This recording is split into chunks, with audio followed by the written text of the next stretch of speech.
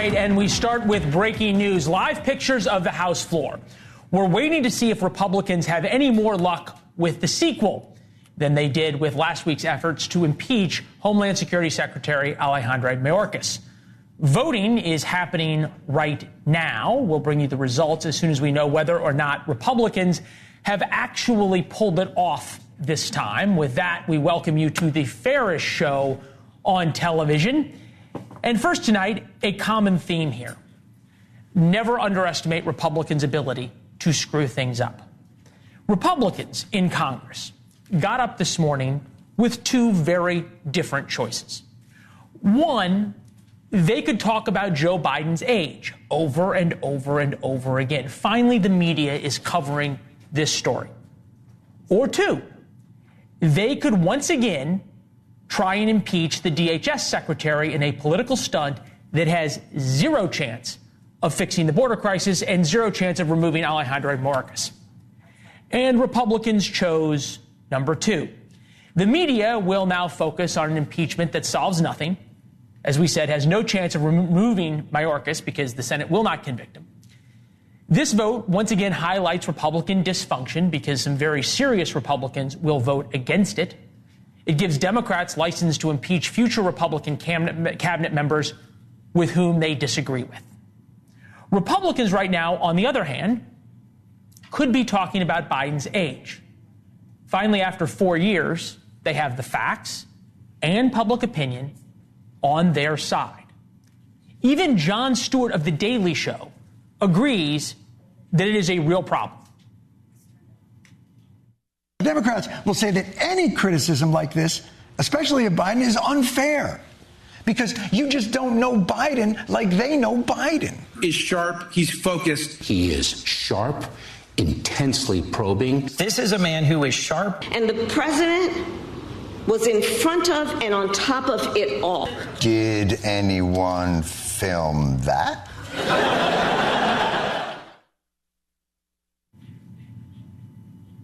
All right. Stewart speaks for most Americans when he makes our point that Biden's problem isn't his age, but his inability to solve the age problem. Of course, nobody filmed those scenes with a sharp, probing Biden because those scenes didn't happen. So no, they impeached Mayorkas, giving the media something to talk about other than Biden's age, and the media predictably followed. Republicans literally can't help themselves. In fact, House Republicans have a plan to focus America on Biden's age. My friend Mike Allen reports in Axios a multi-pronged approach to hold hearings with the special counsel. Republicans want a copy of the transcript when the special counsel interviewed the president, and allegedly he couldn't remember when his son died. But no, they won't talk about any of that today. Republicans will soon vote to impeach the Homeland Security Secretary, and we've seen this play before. Last week, in fact, when Republicans screwed up the news cycle and the count, and for the first time in 100 years, the majority lost an impeachment vote they brought. And now we're back at it again. A source in House leadership promises me this time they have the votes. George Will is here, NewsNation senior political contributor, Pulitzer Prize-winning columnist for The Washington Post. Mr. Will, why? Why what? I guess that's the question, right? Why can Republicans not figure this out? It's amazing. In the first place, people have different ideas of what constitutes a high crime and misdemeanor grounds for impeachment, but no serious person believes that you can impeach someone for carrying out flawed policies of his president. And that's really what they're doing. They don't like Biden's policies, so they're trying to impeach someone who's obeying the man at whose pleasure he serves. Is there, just to be fair about this, is there a political reason to do this right now and not talk about Joe Biden's age as an issue? There's one reason not to talk about Joe Biden's age, because they don't need to, Leland. The Democrats have two choices, and they're both awful. They can keep bringing Mr. Biden out in public, and he's going to keep having these episodes that highlight his defect, or they can hide him, in which case people are saying they're going to hide him. I have a question. There's not much that pharmacology can do, drugs for senescence, but there's something. Has anyone asked at a White House press briefing, is the president taking any of these medicines? Just a question. Because the health and the medicines taken by presidents matter. We learned this with Roosevelt in 1944 when he ran for re-election, when he clearly was dying. We learned this in 1960 and further on in the Kennedy presidency when people avoided the subject of his Addison's disease. Since then, we have come to terms with the fact that the health of a president, his health conditions and the medicines he's taking are legitimate questions for us to be asking. Well, and they were asked a lot of Donald Trump. Donald Trump put out his doctors to speak to the media. So far, the White House has refused to do that. I think your question is an important one. It's one that we've begun to look into as a story, not so much at the briefing. I guess when I think about the live pictures right now on Capitol Hill and this vote going on and new reporting now that because of the storm in New York and on the Northeast, you can see Republicans don't yet have the number of votes, so they may have to wait again to actually bring up the impeachment, or they may lose it again. Boy, you say the political reason to do it is because they don't have to talk about Joe Biden's age.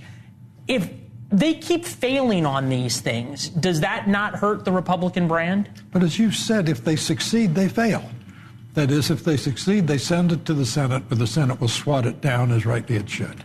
So this is part of the performative politics we now have, completely cut off from practical consequences. No, I understand and I agree with that. I think about it more from the media standpoint, that sans any other story, much like on Friday night, the world and the American media stopped and looked at Joe Biden's age. They saw the special counsel report on Thursday, the press conference on Thursday night, which I think reasonable people can agree was a real disaster. And then on Friday, the world was finally covering Joe Biden's age as a real story. And what did Donald Trump do on Saturday night? He said, no. Talking about Joe Biden is bad for me. Therefore, I will say some outrageous things and we will play them now. So the media then focuses on me. Take a listen.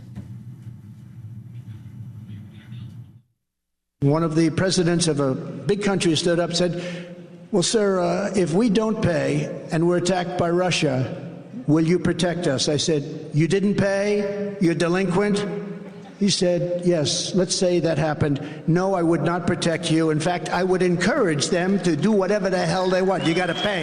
You got to pay your bills. All right, and then he went on to talk about Nikki Haley's husband and the like. We all know that.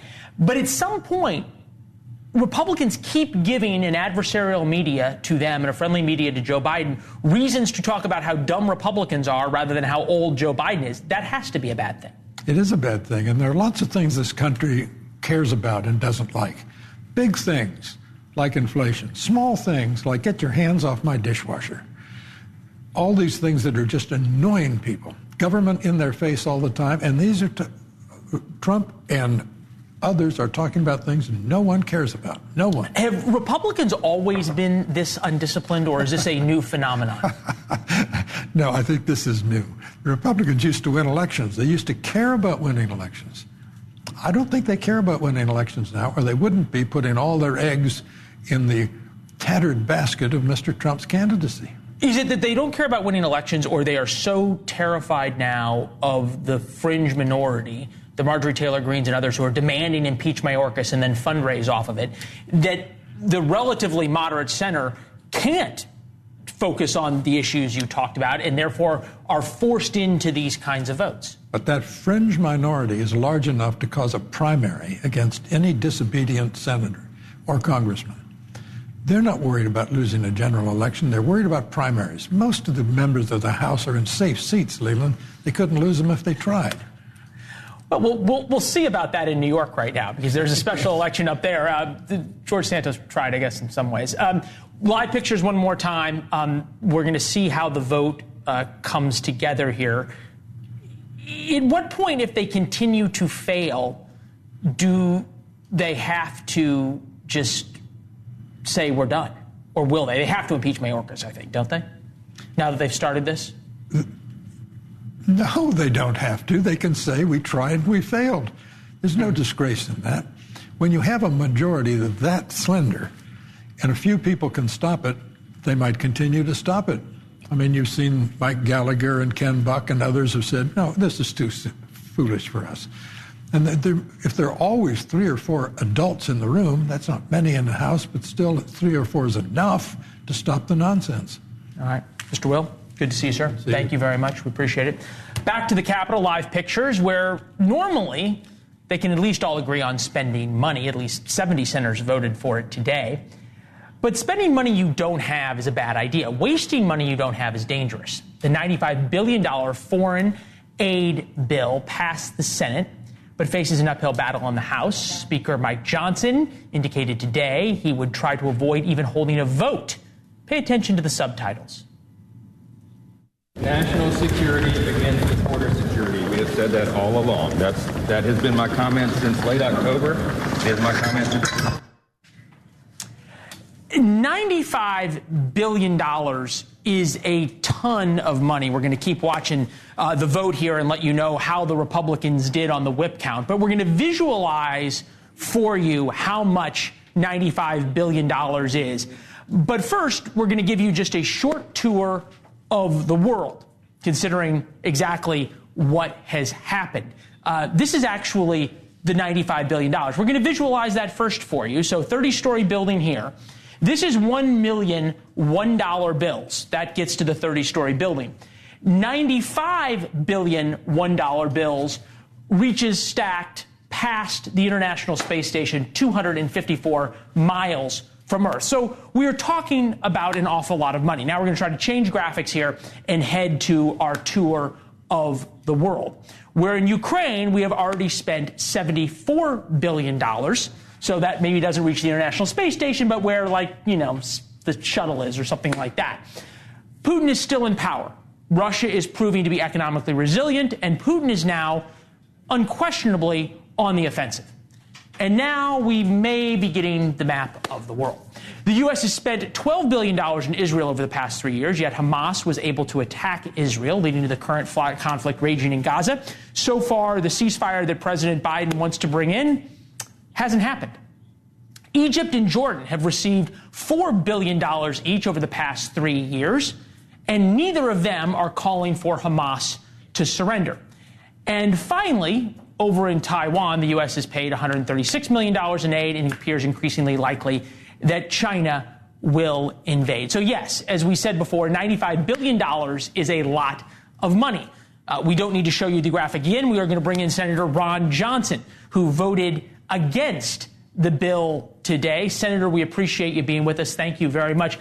I understand your concerns, and I understand your concerns with President Biden's foreign policy. We've certainly been critical of that along the way. I'm wondering, though, this. At brass tacks, we're making this vote your vote is making it a lot easier for Vladimir Putin to take over Ukraine. And I'm wondering how that's a good thing in your mind.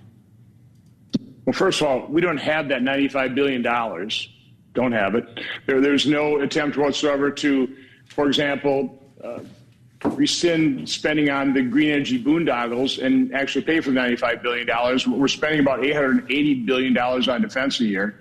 I don't think we're getting our money's worth.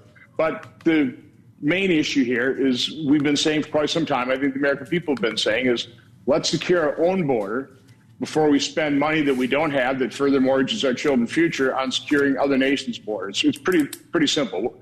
You've seen that. I think that's really the vote in the House right now is just the frustration that we have a president who wants an open border, that caused the problem. He has Democrat allies in the House and the Senate that want an open border to help cause this process.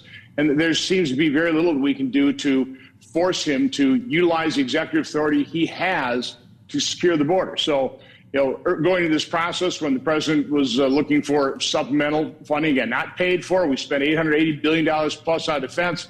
Let's spend another $110 billion is what I think the original request was for. We were saying, okay, we'll talk about that. That's what you want. That's your priority. Our priority is securing the border. So what can we do to force you to use that as leverage to secure the border? That's the issue. Okay, but we haven't gotten past that because the deal that was struck. So in other words, your thought is that by voting no on this. Just because it was a bipartisan deal doesn't mean it was good. No, it was awful. It was worse than doing nothing because it actually reduced a serious president's authority to secure the border. It was worse than doing nothing. That was unfortunate. That was Mitch McConnell's fault. But no, this is not over. The House is, I think, being pretty straightforward. They're not going to take up this aid bill, this supplemental. That's what we said to my Republican colleagues. What I asked for is that they took months to negotiate in secret to come up with an awful bill. What we asked is give us a couple weeks. Let me just give you. Hold on. Senator, okay. I've let you go through the border and the history and everything else. But let me just ask a question here. How does this work out to your Republicans' advantage? Give me the game plan, the best case scenario for you. We actually forced this president to secure the border. We actually do him a huge political favor by forcing him to do so. And we help remove this clear and present danger in this country. That's what this is about. This is serious business. Before we even ended those negotiations, I said, if we force this president to secure the border, we'll be doing him an enormous political favor. I was willing to do that. I'm not playing politics. So you're willing to. That's what the American people want. Hold on. So you're willing to. I just want to make sure I get you on record on this. You're willing to defy President Trump, who has said he doesn't want a deal because he wants to be able to run on this issue. You're willing to defy him in order to give President Biden a win and give money to Ukraine. Again, I don't view it as defying President Trump. I view it as doing our job to the American people. The American people want a secure border. I'm not getting any pressure, quite honestly, from constituents in Wisconsin to send $95 billion we don't have over to Ukraine and Israel and Taiwan. Again, I'm sympathetic with supporting those countries, but our first priority, our top priority has to be to secure the border. That's what the American people are asking us to do. That's what we're fighting to do. It's not easy because we have leadership that would prefer supplying Ukraine aid before we secure our border. Look, fair enough. Nobody thought you guys could get the administration to budge at all, and you did. You got them to the negotiating table. I understand hard-nosed negotiating tactics.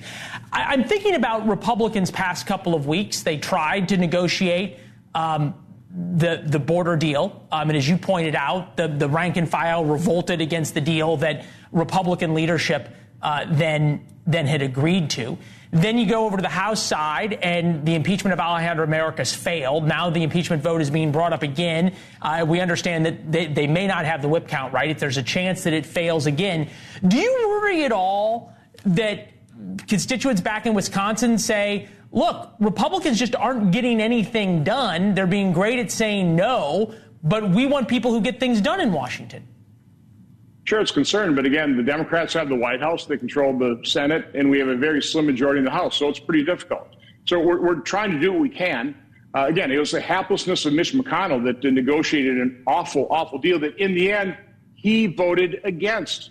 Only four Republican senators voted for that awful bill. Every other Republican, on the advice of Mitch McConnell, who was the mastermind, who actually wrote the bill, he voted against it. It was so awful. It wasn't. I'm not the one that brought that thing down by criticizing the bill.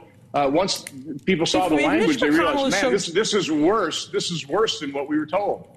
If Mitch McConnell is so awful at his job, as you've pointed out, how does he keep it? Why haven't you guys voted him out yet? He raises a few $100 million a year, and he talks about it all the time in conference, reminding us how many hundreds of millions of dollars he raises to reelect incumbent senators. That probably has an impact on some people. It doesn't have the slightest impact on me, as you can tell. All right, we got 1 minute left in the vote right now. So far, Republicans, by my count, do have the impeachment votes. Is that a 208, guys? 208 to 206, 207? As you look at the vote right now, if Mayorkas gets impeached and it heads to the Senate, there is zero chance, I think we can all agree on that, of a chance of a conviction. Right now, Republicans have 210 to 209. If this gets to the Senate and fails spectacularly, have Republicans not just, A, lowered the standard for impeachment to we don't like somebody's policies, but B, more importantly, haven't they just done to Alejandro Mayorkas what you accused Democrats of doing to Donald Trump? I think the frustration was that for years, most of the mainstream media wasn't even covering the catastrophe of our border. And so Republicans in the House are trying to do something to highlight the problem, the clear and present danger that an open border represents. An impeachment inquiry was certainly one of the ways to highlight that. That ends in an impeachment vote. Probably won't end in conviction. That's fine. But again, it's trying to highlight to the American public when we only have a narrow majority in one of the branches of government, how do we try and force the president's hand? It's by public pressure. And you do that by trying to expose these things with things like impeachment inquiry. Again, it's not easy.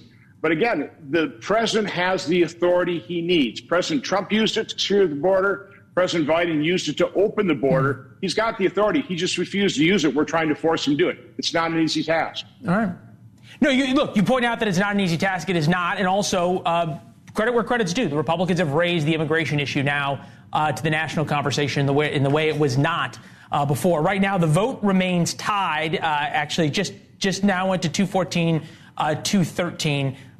Can we listen in to see if the speaker is going to gavel on the impeachment? Senator, stand by 1 second. We're going to see if the speaker will gavel the vote in.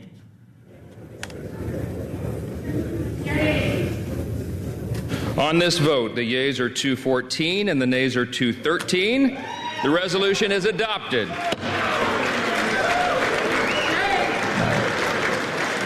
So that, pursuant to Section 2A of House Resolution 996, House Resolution 995 is hereby adopted. All right, so there we go. On the second try, Republicans get the impeachment of Alejandro Mayorkas. Now heads to the Senate. Senator Ron Johnson there. How's this going to go in terms of a trial in the Senate? I think we can all agree there's not going to be a conviction.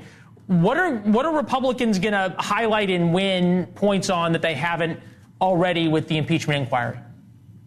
I'm not sure all the procedures here, but I think the House managers should be able to come over to the Senate and make their case. That won't be a bad thing. And again, I'm not giving up on the border, so I'm reaching out to influential members of the House in the Senate, people who actually know how to secure the border, people who serve in the Trump administration. And we're going to try and put together a true border security package, not an immigration bill, not something that does more harm than good in terms of passing it, and then put that publicly before the American public, unlike what Leader McConnell did with secret negotiations, which so miserably failed. All right. Senator, thank you very much. We appreciate it. Back to George Will real quick on this, your final analysis. The Republicans demanded certain things on the border bill. They got them, then they turned against the bill because they want the issue and they don't want it solved. Of course, it's not perfect. What Donald Trump said in his Truth Social or whatever it is, he said, I want a bill, he said, that's perfect. Well, earth to Donald Trump, that doesn't happen in a closely divided Congress. Doesn't even happen in America or in Washington. Of course not. The perfect is the enemy of the good, always. All right. George, it's good to see you as always, sir. Thank you very much. A lot more on this tomorrow in War Notes. Gives you a free look at the show every day at 4 p.m. Go to warnotes.com and subscribe. We'll also talk about it on social media at Leland Vittert, Instagram and Twitter. Coming up next, a high school in Houston bans cell phones to stop fights, and the students walk out in protest.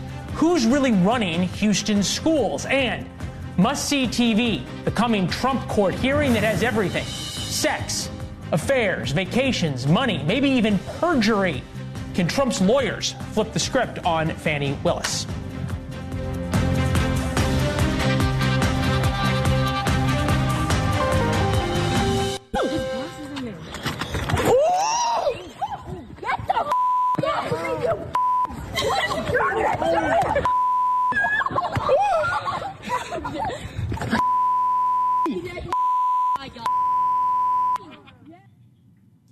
One school in Houston, Texas, thinks banning cell phones in school might help stop all of the fighting. Evidently, kids fight so they can record it and put it on social media. So kids at Madison High School then walked out in protest.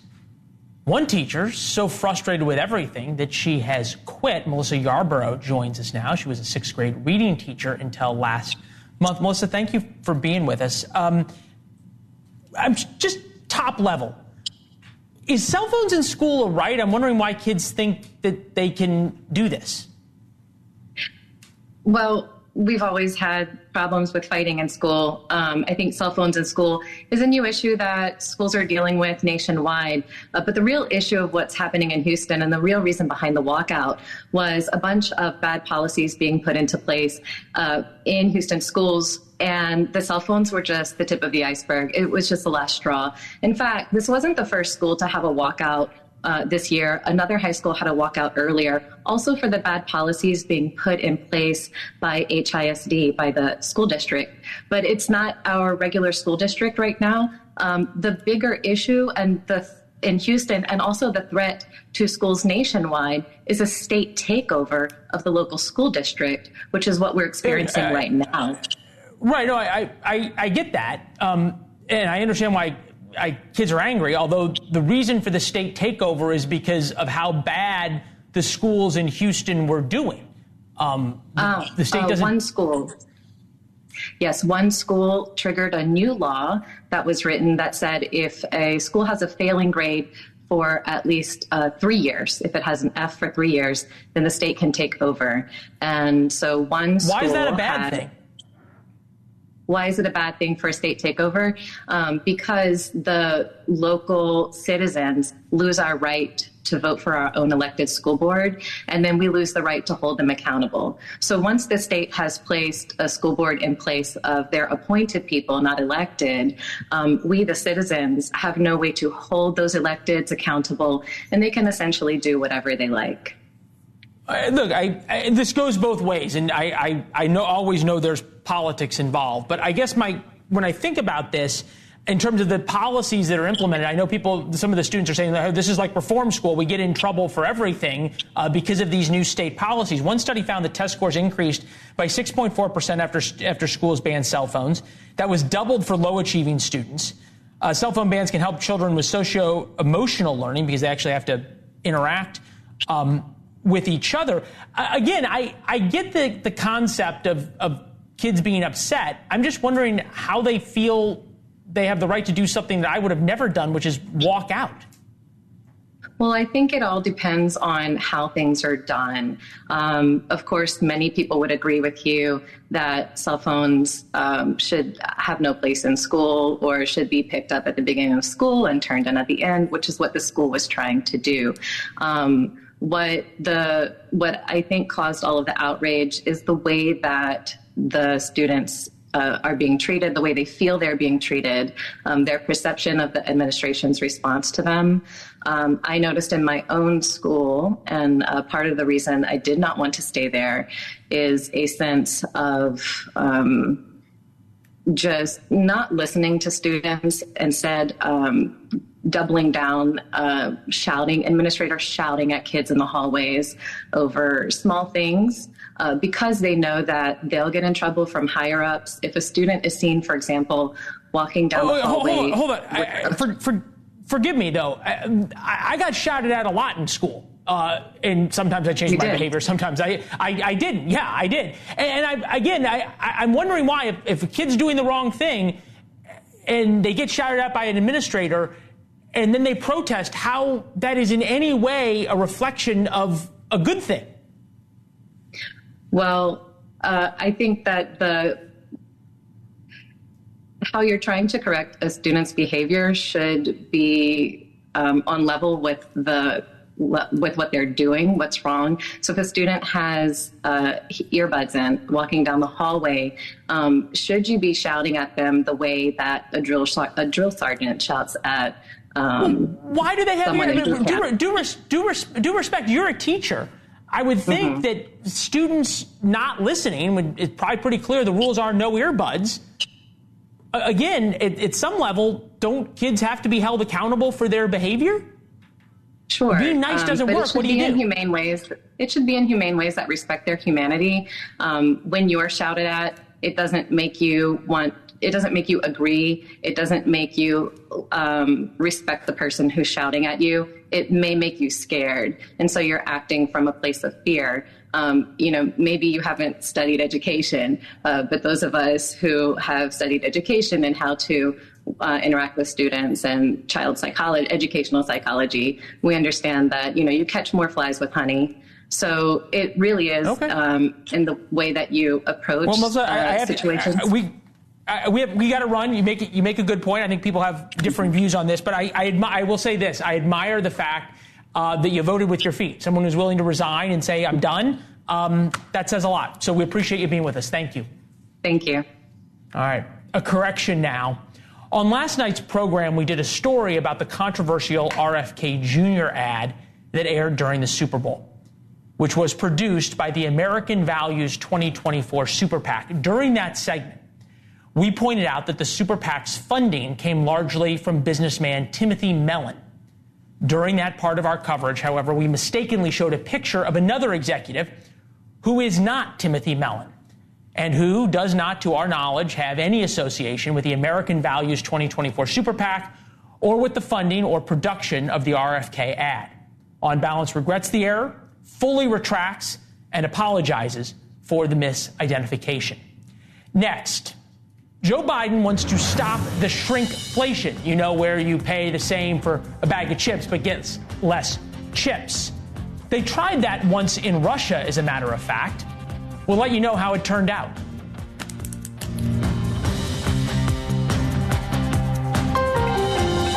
When buying snacks for the game, you might have noticed one thing. Sports drinks bottles are smaller. A bag of chips has fewer chips, but they're still charging it just as much. And as an ice cream lover, what makes me the most angry is that ice cream cartons have actually shrunk in size, but not in price. That's President Biden's Super Bowl video where he ordered snack manufacturers to stop shrinkflation. Even the most powerful man in the world cannot change the laws of economics. Ordering the economy to do better doesn't work. Only policy changes do. Richard Goodstein knows that. Democratic strategist, former advisor to Bill and Hillary Clinton, is with us now. Would Bill Clinton have ever recorded a video like that? Like Bill Clinton, Joe Biden stands up for the average person. That's why he's been on this rampage about these junk fees, banks, airlines, you name it. Look. Well, I'm glad you brought that up, because the junk fees, shrinkflation, baggage fees, all this kind of stuff, those don't go into the inflation number. So the inflation numbers we got today, consumer prices up 3.1% in January from a year earlier, core inflation even higher at 3.9%, not what the White House wanted to hear. And that doesn't count the shrinkflation that comes into all this. I'm wondering if one of the reasons that we have this big disconnect between how the White House says the economy is doing and how people feel the economy is doing is what you just talked about. Actually, first of all, let's concede, can we, that the U.S. economy is the envy of the world. Job growth is higher and GDP growth is higher, and inflation is lower than our economic competitors, right? It's down two-thirds. It's down two-thirds from its peak. And the fact of the matter is, by any standard, stock market, again, wage, and yes, people have this odd thing. They say the economy is doing poorly, but when you say, how are you doing? 60-some% are saying, I'm actually doing pretty well or very well. Well, and I think in 2024, they're saying, I think actually 85% said it's going to be a good year. So, all right, this is where I think the divide might be, and I think it's an interesting point. This is Rasmussen polling. Among the elite, those making over $150,000 a year, those living in an urban center, and those with a postgraduate degree, 74% say their finances are getting better, compared to just 24% of registered voters. President Biden, among the elite group, gets an 84% approval rating compared with 40% of non-elites. I'm wondering if maybe the White House is high a little bit on their own supply. Well, I'll meet your Rasmussen poll with a Harris poll that is the one that's showing that, again, 63% say for themselves they're doing quite well. So, it's an odd thing. And look, I think the Republicans, we know this. I don't think you would dispute that. No matter what was happening, they could be getting $1 million checks per day, and they would say the economy is doing poorly. So let's factor that into these kind of poll results, right? I think most people recognize that, again, the stock market's all-time high. Job creation is crazy high, right? And, again, inflation is now coming down. And who was on your show a year ago predicting a recession? Every single economist. And we're not getting one. We're getting that soft landing. Okay, so again, all great. So then why is President Biden's approval ratings on the economy so terrible?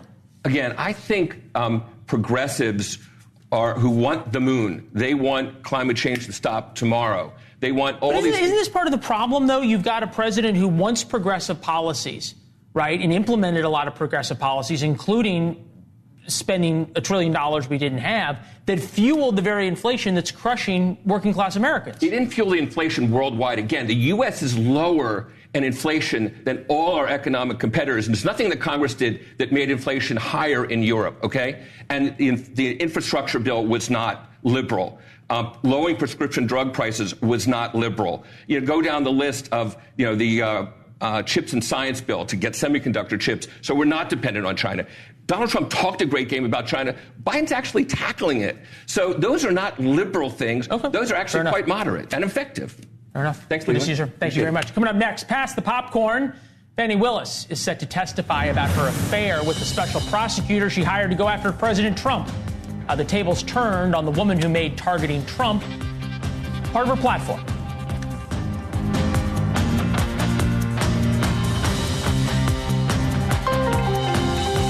Of trying to overturn the 2020 results, which would throw the whole case, as the New York Times says, into disarray.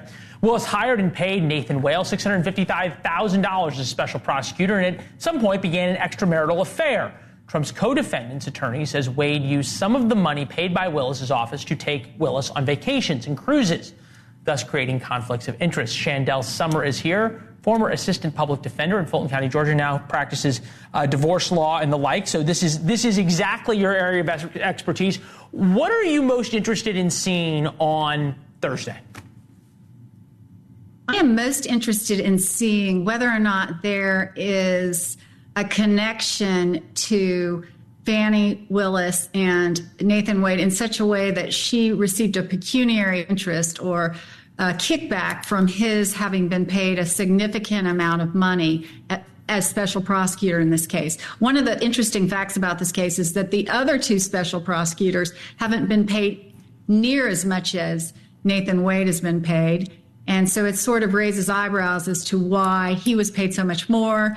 And then on top of that, you've got Fani Willis, who has benefited personally from it by going on numerous trips. In fact, when they got the records the other day, there were more trips than expected. And the motion by this has been, I think it's fascinating that you've got now a situation where Donald Trump is showing up just so to force, because he knows if he shows up, the television networks will carry this hearing live and we'll watch it all play out if she has to testify. Much has been made about Nathan Wade, the prosecutor's divorce filings, and whether or not he was honest or whether he perjured himself in his filings that talked about whether he had been faithful to his wife. How do we get to that point if Wade himself committed perjury? I'm not sure how that was determined. If they took his deposition and he said he had been faithful to his wife and that was not true, I think that would have come out. But divorce filings in and of themselves don't generally go into those kind of details. I've actually looked at the divorce filings in this case, and the only thing unusual about it is the fact that they sealed the case early on. And according to Mr. Wade, it was because his wife wanted it sealed because she was having an extramarital affair. But the idea being that sealing a divorce file is highly unusual and it's only under specific circumstances. So the Atlanta Journal and Constitution was able to get the file unsealed. There may have been discovery documents that were obtained because when you are in a divorce action, you ask the other side for documents to establish your credit card records, your bank records, to establish how the spending is, how much income you have. And that's where they found a lot of this information about Fani Wade. All right, so evidently now, originally we were told that Trump was going to be in Georgia. Now it turns out he's going to be in New York. The reporting on it's changed. But help us, who is going to have to testify and who asks the questions? Well, the issue this week on Monday, there was a hearing, and Judge Scott McAtee in Fulton County refused to quash the subpoena requiring Fani Willis to testify. There's also some DA's office employees who are also subpoenaed to testify. But most importantly, individual named Terrence Bradley was subpoenaed to testify, who was Nathan Wade's friend and apparently represented him for some time. Wow. Chandel, join us on Thursday night. Pop the popcorn Thursday day. Must-see daytime TV, better than the soap operas. Thank you, man. We appreciate it. George Santos will join Dan Abrams live for a national exclusive interview tonight, reacting to the results of the special election to replace him in Congress, 9 p.m. right here on NewsNation. Next, Jeff Bezos in the Washington Post loved to bash DeSantis in the state of Florida. So why is Bezos moving to Miami?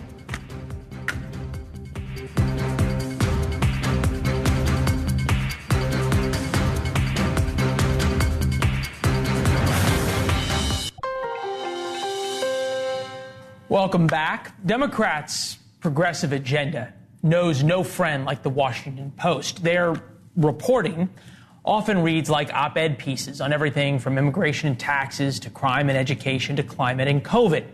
Fred Ryan, the publisher, recently stepped down to be replaced by professional do-gooder Patty Stonesifer, who has no background in journalism.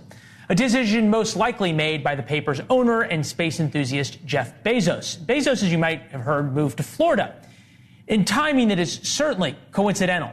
Bezos' move will save him over $600 million in Washington state taxes because of his sale of Amazon stock to finance his yachts and his mansions and everything else. Yet the Washington Post continues to decry everything Florida stands for. Perhaps Mr. Bezos wants to discourage any normal folks from moving to his newfound island paradise on Billionaires Row.